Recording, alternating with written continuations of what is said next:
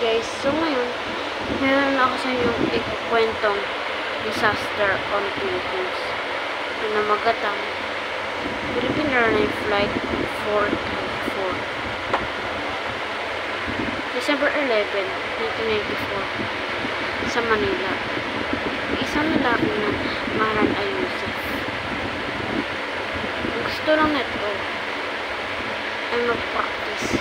Hindi mag-practice ng Tagalog. Mag-practice gumawa ng bomba. Kasi siya ay isang member ng terrorist group sa ibang bansa. Nung lilipad na siya, may nakita siya. Magpupunta siya ng isang aeroplano na pagpapisa ng pagkasabi. Nakita niya ang Philippine Airlines Flight 434 galing Manila papuntang Tokyo, Japan. Pero mag-stop over muna to sa Cebu. At agad-agad niya itong mandating niya sa Cebu.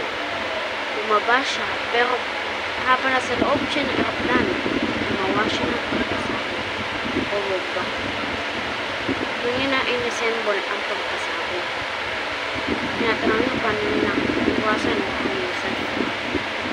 Kasi sa panahon na yun, mahina pa ang technologies ng airport. Lumipad na aeroplano galing sa papuntang Tokyo. May umupo doon na isang lalaki kung saan nakalapit yung dito. Parang sa palikit na sumabog na ang bomba.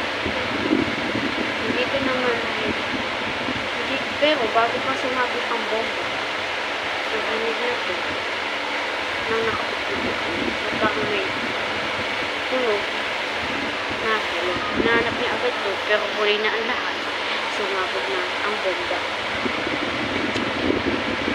Agad-agad ka nag-request na lumipad papuntang Naha Airport. Hindi nagkaintindihan ang piloto sa traffic controller, kaya namulog yan. Pero isang American traffic controller ang nag-assist sa kanila na ready to land on Naha Airport. Naintindihan naman to ng mga Japanese traffic controller. At lumipad sila papuntang Naha sa Okinawa. At ilang segundo na ang lumipas. Ilang oras lumapag na ang aeroplano sa Naha International Airport. Sana guys, nagustuhan niyo yung kwento ko ngayon. Paalam!